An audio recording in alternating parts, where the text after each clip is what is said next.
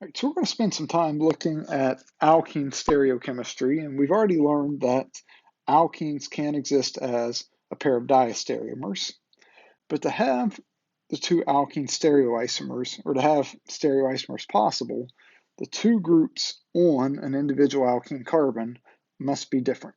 So for example, if you look at this carbon, the two groups on it, R1 and R2, those can't be the same. Likewise, on this blue alkene carbon, R3 and R4 can't be the same. It is okay though, you can have stereoisomers if a group on one alkene carbon is the same as a group on the other alkene carbon. It's just the two on one carbon can't be the same. So just to show you an example of something that doesn't have a stereoisomer.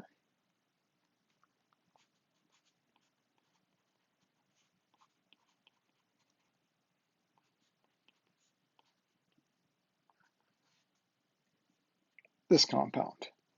So because you have the two methyl groups on this carbon, which are the same, remember that a stereocenter is when you invert two groups and you get a stereoisomer. Well, if you swap the two methyl groups, you end up with the same compound. Likewise, even if you swap the H and the Cl, you can just flip the compound over and get the same compound. So this has no stereoisomers.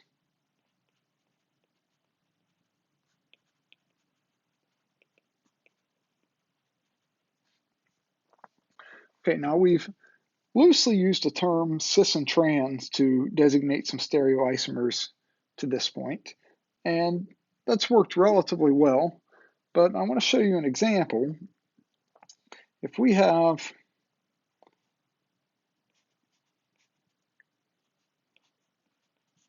this compound, on one carbon we have a chlorine and hydrogen, the other will have a methyl and an ethyl.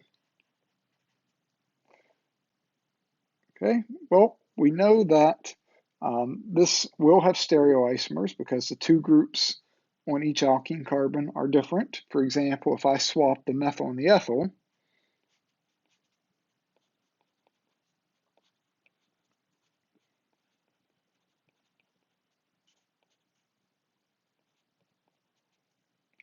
I get the diastereomer. But if you look at one of these, let's just take the one on top. Is it cis or is it trans?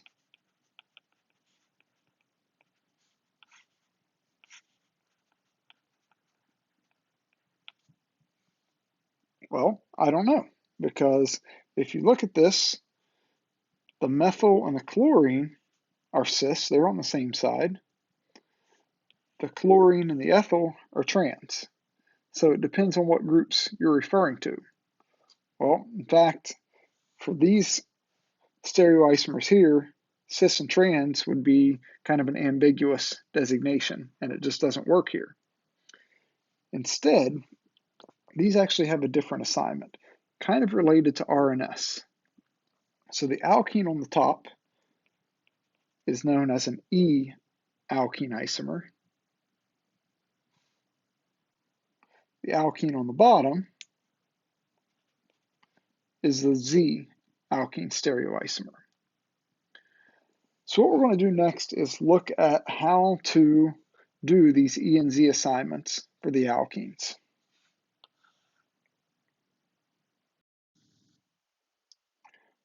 We're going to learn how to do the E and Z assignments for alkenes, and keep in mind we do this to distinguish the alkene stereoisomers, and we can use this when we do IUPAC names for alkenes. And there's just a few basic rules. One, we'll look at and work each alkene carbon independently. At one of those carbons, we prioritize the two groups using the same priority rules we did for RNS, those Kahn and Gold-Prelog rules. From there, once we've done that to both carbons, we look at our priority 1 groups. If they're on the same side of the double bond, it's the Z configuration. If the priority 1 groups are on opposite sides, it's the E configuration. Right, so let's look at the previous example that we talked about before.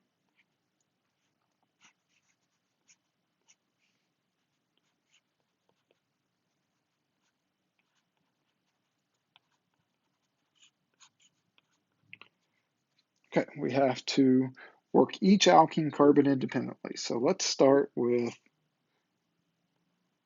this one here. I've highlighted in red. We have a hydrogen and a chlorine attached.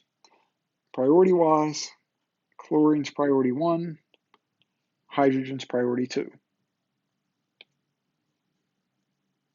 Now let's come over and look at our other alkene carbon and prioritize the 2 groups on it. We have a methyl and an ethyl.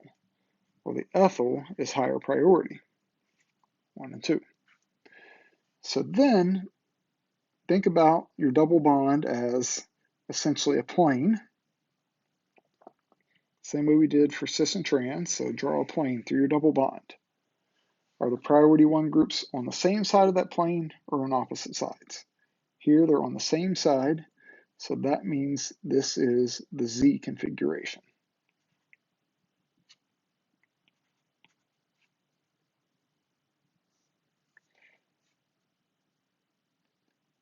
I'll show you one more example. Sometimes it just gives people a little bit of trouble when the alkene's not written straight across the horizontal, so maybe you have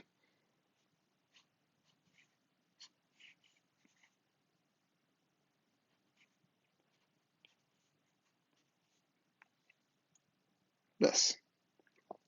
Well, the first thing I would do is draw in the implied hydrogen. Then consider the first alkene carbon, and we have our 2 groups. We have an oxygen and a carbon attached. The oxygen gets higher priority. Some people don't even write the priority 2 because all we really look at is priority 1. So either way, however you want to do that's fine. Then we look at the other alkene carbon. We have a methyl and a hydrogen. The methyl's priority 1, hydrogen's priority 2. Once again, let's draw our plane. So it doesn't matter if that plane's straight across the horizontal or kind of angled to the side. Once you consider the plane of the alkene, look where your priority 1 groups are at. Again, they happen to be on the same side. So this is the Z alkene again. So what we're going to do next is learn some nomenclature rules, and then we can apply E and Z to the names.